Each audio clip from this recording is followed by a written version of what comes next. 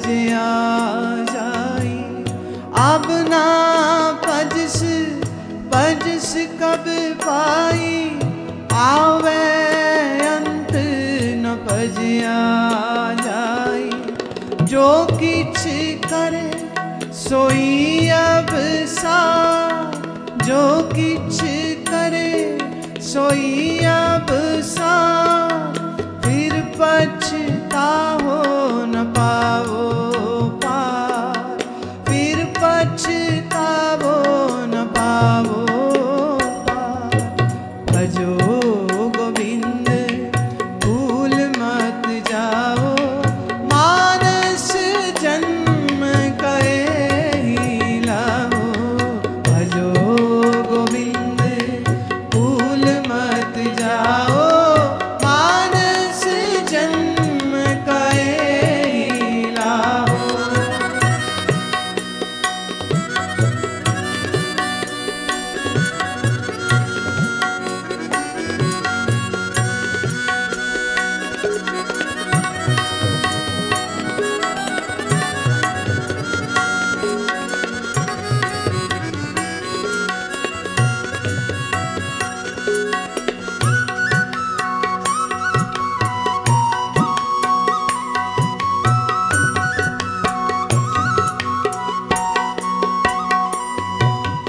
एही तेरा अवसर, एह तेरी बार।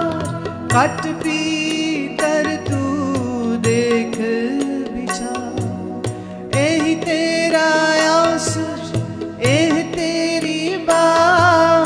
कट पीतर तू देख विचार। कहत कबीर जीत के हार, वह बीत कहे ओ पुकार पुकार।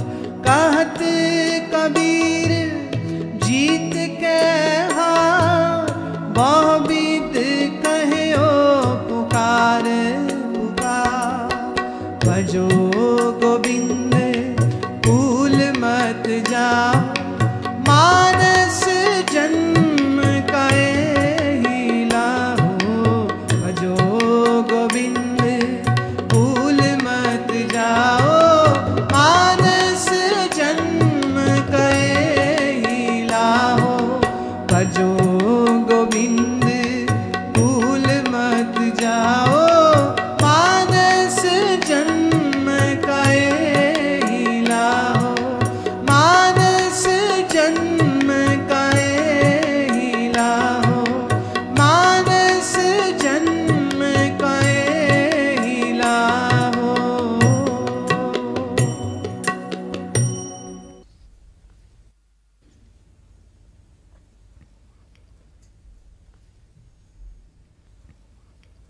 थोड़े से आपके प्रश्न ले लेते हैं।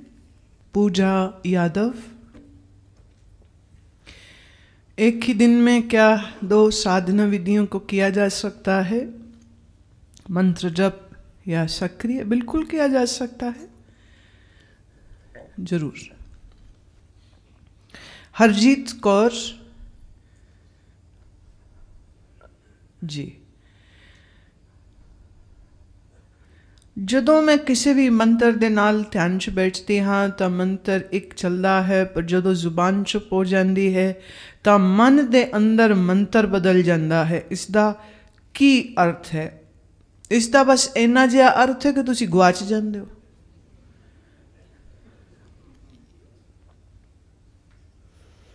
ਘਰ ਭੁੱਲਦਾ ਕਦੀ ਆਪਣਾ, ਨਾ ਭੁੱਲਦਾ ਹੈ ਕਦੀ ਆਪਣਾ, ਮੰਤਰ ਹੀ ਭੁੱਲ ਜਾਂਦਾ ਹੈ, ਮਨ ਗੁਆਚ ਜਾਂਦਾ ਹੈ। Shweta,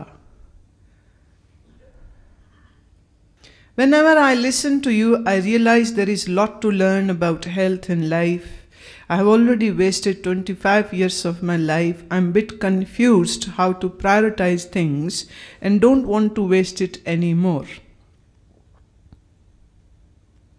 Before 2 months, some changes have already happened in my life. I have started getting up early, going for yoga pranayam, adding meditation every Sunday, and I'm enjoying these a lot. Shweta, good for you. Continue doing this. When I say prioritize, then it just means that around your schedule, just have all these things. Before going to work, do some. After coming from work, taking your shower, etc., doing some home, whatever things are, and then taking again a half an hour or 1 hour for yourself. So, and Sunday you can give more time to yourself. So keep on enjoying that. जो चल रहा है बहुत अच्छा है. जैसे देखो, किसी को शराब पीने की लत लग जाए तो वो अपने माँ से सलाह करता है कि पिता से सलाह करता है कि कब कब बैठ के पिया करूं और कब कब नहीं पिया करूं, कुछ ज्ञान तो दो मुझे. पूछता किसी से. किसी को जुआ खेलने की आदत हो जाए, कहीं कोई क्लास चलती है, कोई ट्यूटोरियल्स, ट्यूशंस, नो टीचर्स, पर कोई ऐप अगर किसी को लग जाए उसको पूरा करता है. कोई शौक लग जावे तो भी पूरा करता है. पूछना थोड़ी पड़ता है. फिर किसी ने नहीं मेरे से आज तक ये बात पूछी कि देर तक सोने का मंत्र क्या है. सोए बखूब सोए. नींद ऐसे ही इतनी आती. तो ये तो वो भी जब लानते पड़ती हैं तो पूछते हो जी जल्दी कैसे उठे, उठा नहीं जाता. पर ये तो कोई नहीं पूछता देर तक सोए कैसे, बेईमानी कैसे करे, झूठ कैसे बोले, फरेब कैसे करे. इसकी कहीं कोई ट्रेनिंग नहीं होती है. And yet everyone is so adapt in doing that. पूछता नहीं है. यही क्यों पूछते?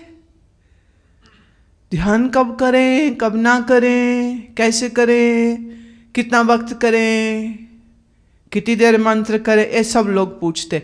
ये इनका पूछना बता रहा है अभी दिल में वो शौक नहीं है. शौक होता ना तो तुम्हारे घर वाले आके मुझसे पूछ रहे होते, समझाओ. सारा समय ध्यान में बैठा रहता है, कुछ समझाओ इसको. तुम्हारे घर वाले तो आते नहीं ये बात पूछने के लिए, तुम ही पूछते हो.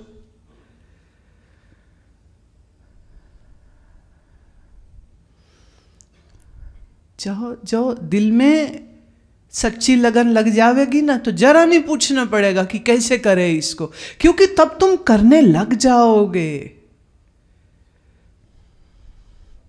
जैसे सच बात बोलूं ना तो जब मैं आप लोगों को देखती हूँ 10 से 12 घंटे ऑफिस में बैठते हो, काम करते हो, कमर दर्द हो, पेट दर्द हो, कि पेचिश लग जाए, डायरिया हो जाए, कुछ हो जाए, दुकान 10 बजे जाके खोलनी.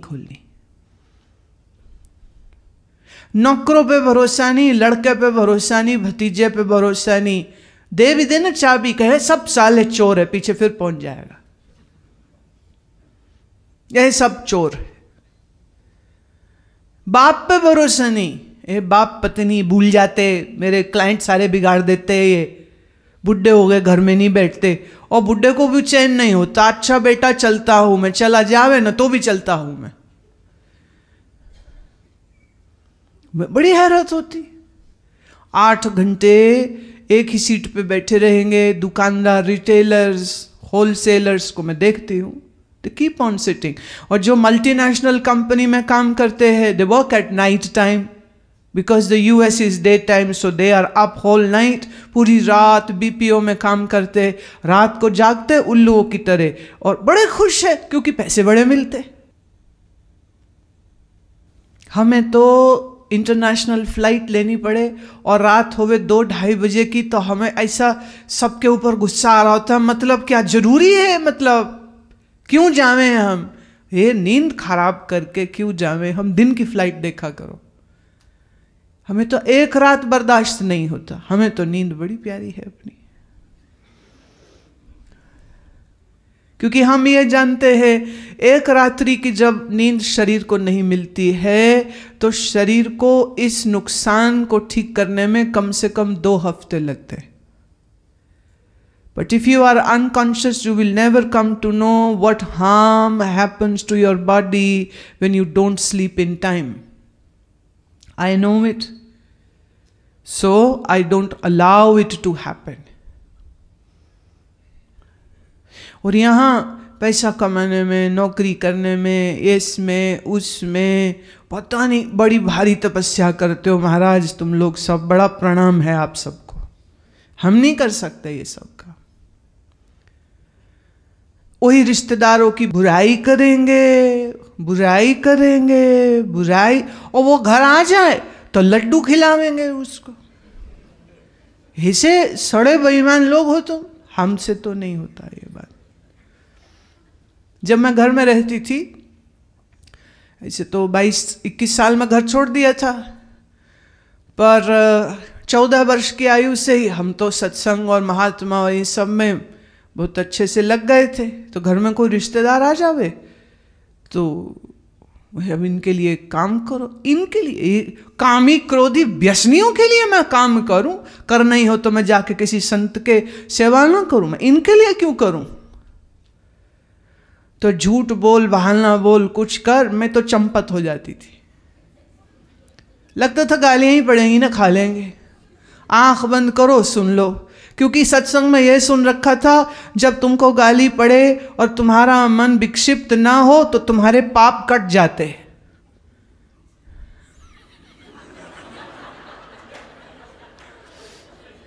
और कोई तुम्हारी तारीफ करे तो तुम्हारे पुण्य उसको मिलते। तो पूरा प्री प्लान प्रोग्राम होते थे। देखो अब तो कोई दिक्कत नहीं, कोई सुनता सुने, अभी क्या। पर ये अभी क्या वाला एटीट्यूड मेरा तब भी था। जिसको जिस चीज का भाव लग जाए वो काम कर लेता है।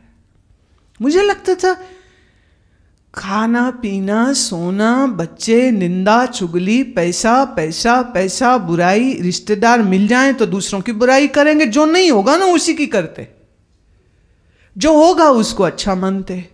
ये बड़ा खराब लगता था। हम नहीं करेंगे ये काम। और ऐसे निष्पाप निर्मल होकर के जीने के लिए एक जुर्रत चाहिए, वो तुम में है नहीं। और मेरी जुर्रत का एक अंश भी तुम्हारे आ गया ना, सारे रिश्तेदार भाग जाएंगे।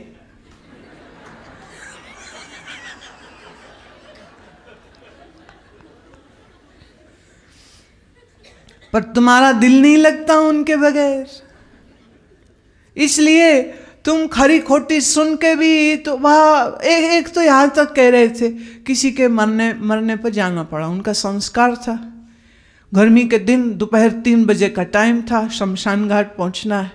तो वो तैयार भी हो रही थी और साथ में आई है एडी गर्मी जी, मरना सी दसो, जाना पड़ेगा, इतनी गर्मी में जाना पड़ेगा। मतलब लोग सोचते भी नहीं मरने से पहले। तो मैंने कहा तो आप मत जाओ ना। कह ले ऐसे थोड़ी होता है, हम उनके नहीं जाएंगे तो हमारा कोई नहीं आएगा। तुम मरो तो हम तुम्हारे रोने आ जाएं, हमारे कोई मरे। एक माता मेरे को याद है अमृतसर में, कहती बड़ी रौनक सी। मैं कहा, कहती शमशान में रौनक मतलब बड़ी दुनिया आई, कितनी तो चादरें चढ़ी। मैं किस पर? वो मुर्दे पर। कितनी चादरें चढ़ी, कितनी शाले ढेर लग गए, बड़ी रौनक थी। मैं ऐसा लग रहा जैसे किसी की शादी पे होके आ रही।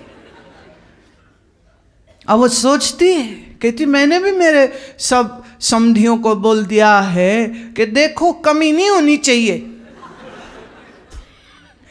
मतलब जब मेरे यहां नंबर लगे तो कमी नहीं होनी चाहिए।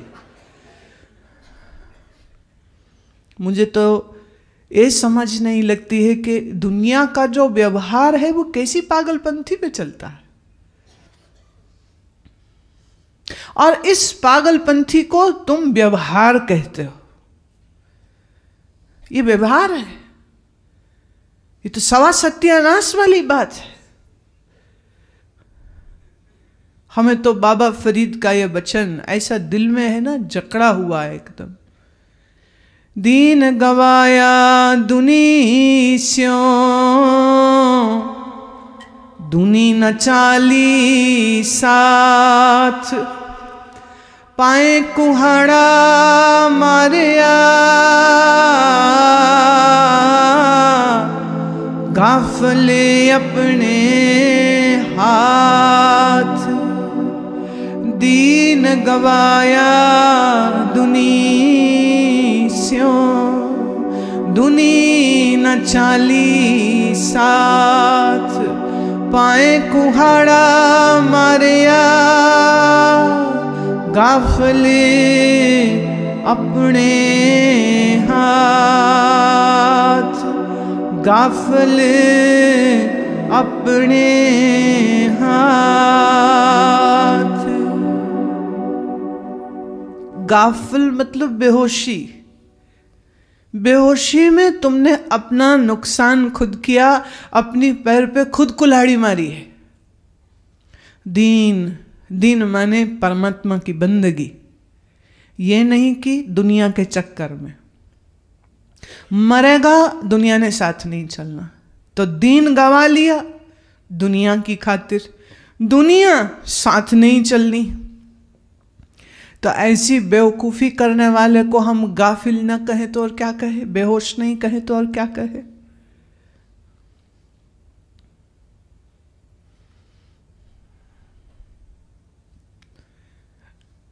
पीछे दिल्ली में हमारे एक सत्संगी हैं, मैंने उनसे पूछा किसी वृद्ध व्यक्ति के विषय में कि वो ठीक हैं, बहुत अस्वस्थ थे, बड़े गुणी ज्ञानी इंसान है वो। वो ठीक है, तो वो मुझे कहते जी वो तो मर गए।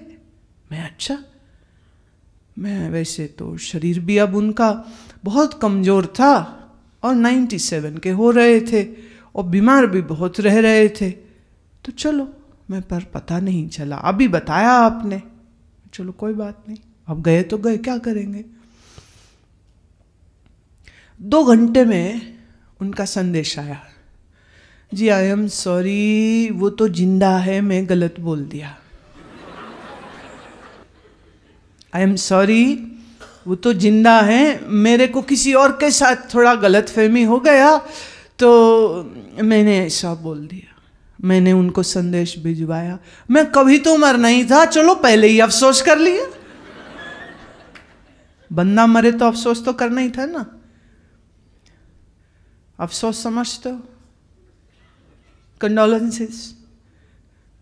हमारे पिताजी दिवंगत, शरीर छोड़ गए, वो भी वो बड़े भोले से इंसान थे। वो किसी के घर गए मरने पर तो जाके कहते, भाई साहब बहुत बहुत बहुत बहुत बहुत बहुत अफसोस हुआ है कि आपके पिताजी चले गए। वो कहते नहीं जी, पिताजी नहीं, माता जी गए।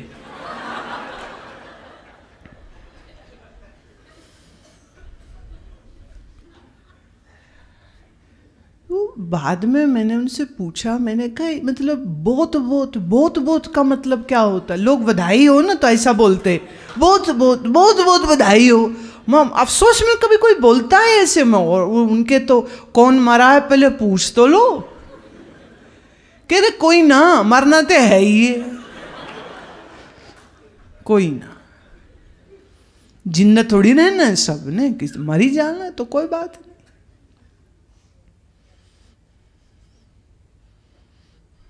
अभी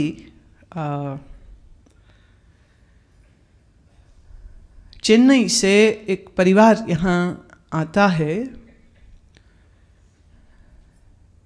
शिविर में आते समय मथुरा स्टेशन के आसपास उनके चोरी हो गई, तो माँ ने सोचा, बच्चे लड़के दोनों को कहा नीचे पुलिस वाला दिखा, जाओ जाके FIR करा दो, शिकायत लिखवा दो, सामान चोरी हो गया। वो नीचे उतर गए, ट्रेन चल पड़ी, एक लड़का चढ़ गया, दूसरे दिखे नहीं। आधे घंटे बाद समझ लगी कि वो जो लड़का है वो तो गिर गया, गिरा ही नहीं, ट्रेन के नीचे आ गया। तो इन्होंने ट्रेन की जंजीर खींची, वापिस गए, और वो वहीं तड़प रहा था। उसकी पेल्विक यहाँ रीजन से उसका टंग कट गया हुआ, वहीं तड़प रहा था, वो उल्टा पड़ा हुआ और तड़प रहा है। चूंकि लड़का ही उतरा, माँ को तो समझ नहीं लगी क्या हो रहा है क्या। उसने कहा अच्छा मैं जाता हूँ। वो अकेला है, 10वीं में पढ़ता है वो बच्चा। वो भागते हुए पीछे गया और वहाँ जा कर के देखता भीड़ जमा है, पुलिस वाले भाग गए, लोग बस देखे तमाशा, और वो तड़प रहा है। तो अब वो उसको कटी हुई टांग और वो खून बहता देखे तो वो उसकी तो हालत खराब हो गई। रात 1 बजे का समय है। जैसे कैसे 1-2 लोगों ने थोड़ा मदद की, स्ट्रेचर लाए और वो अस्पताल ले गए। मथुरा में जवाब हो गया, आगरा बोले ले जाओ, पर आगरा अस्पताल पहुंचने से पहले पहले ही लड़के ने दम तोड़ दिया। अब वो बच्चे ने फ़ोन करवाया किसी किसी के थ्रू ताकि मैसेज मिले रिश्तेदारों को जो आगरा रहते थे, और माँ को भी खबर करी। अब माँ जब आई उसको इतना पता है कि लड़के को कुछ चोट लगी, कितनी लगी कुछ नहीं पता, मर चुका है ये भी नहीं पता। तो वो गई, अब सामने उसका छोटा लड़का खून में सना हुआ खड़ा है। माँ ने तो पहले पहचान ही नहीं कि अपना बच्चा है, क्योंकि कपड़े नहीं थे। उसने अपना टी-शर्ट और बनियान उतार के उसके बदन पे बांधा था कि खून रुक जावे। बट माँ देखी तो भाई तुझे क्या हुआ? तब उसने बताया कि भाई खत्म हो गया।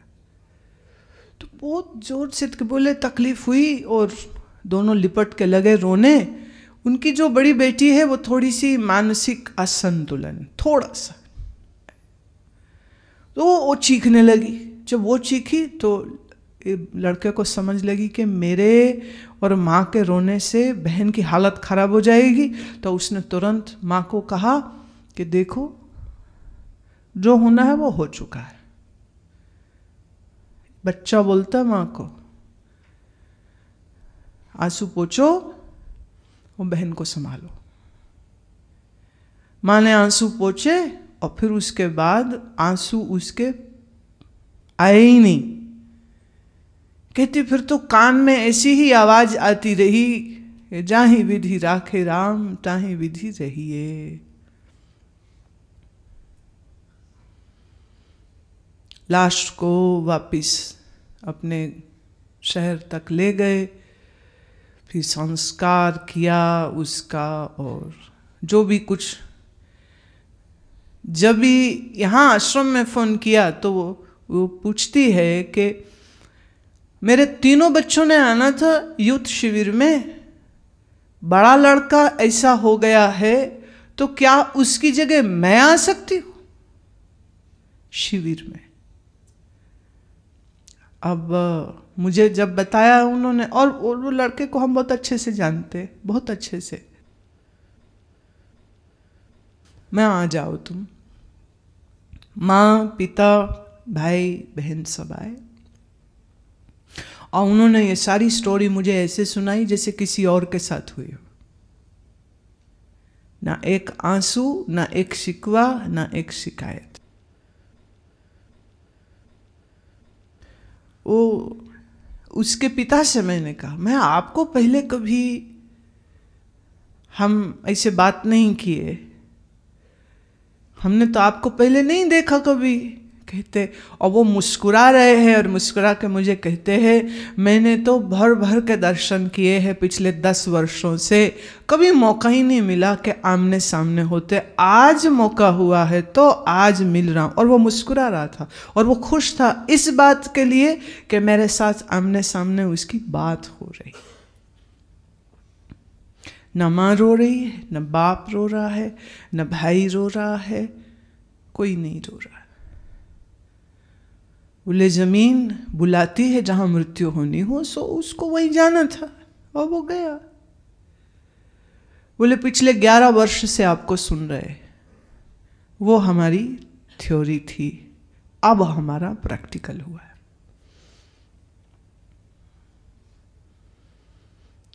थ्योरी तो सब कर लेते हैं, प्रैक्टिकल में फेल हो जाते हैं। और ये प्रैक्टिकल में फैमिली पूरी पास हुई। पिछले शिविर में वो लोग सब यहाँ थे, सेवा कर रहे थे, सत्संग सुन रहे थे।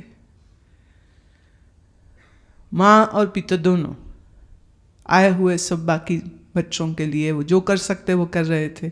मौका लगा 1-2 बार तो सत्संग में भी थे। And they had a great blast over here, they had a great fun over here. माँ ने एक बात बोली, कहती मुझे यह विश्वास है कि उसका अच्छी जगह जन्म होगा और हमसे बहुत अच्छे माता पिता मिलेंगे उसको, और मुझे यह विश्वास है कि वह आपके पास जरूर आ जाएगा। क्योंकि वो खुद कहता था कि मैं माँ, ऐसा लगता, वो गीता चल रहा था भगवत गीता में, तो सुबह सत्संग सुना उस दिन जिसमें मैंने योग भ्रष्ट की बात करी, जिसका साधना पूरा न हो और छूट जावे बीच में और मृत्यु हो जावे, ऐसे को योग भ्रष्ट बोलते। समाधि तक पहुँचते पहुँचते फिर छूट गया। तो माँ को कहता है, माँ मुझे लगता है मैं एक योग भ्रष्ट हूँ, मुझे ऐसा लगता है। उसने कहा अब भी जाओगे तो गुरु माँ से पूछना, मैं तो उत्तर नहीं दे सकती हूँ। तुम्हें लग रहा है तो हो सकता है सही ही हो, पर कोई बात नहीं, तुम अभी अपनी साधना अच्छे से करो। उसी दिन वो रोज योग निद्रा करता था और उसी दिन बहुत खुश आया और माँ से कहता है आज पहले दिन ऐसा हुआ है कि योग निद्रा में मैं सोया नहीं हूँ और मैं पूरे समय जगा रहा हूँ और जगते हुए मैं पूरी योग निद्रा को किया है। बहुत खुश माँ को खबर देता है। माँ ने मुझे बताई सारी कहानी। इसे कहते हैं सुख आते हैं, दुख आते हैं, इन आते जाते सुख दुख में हम मस्त रहते, इसको कहते हैं मस्त रहना, इसको कहते हैं।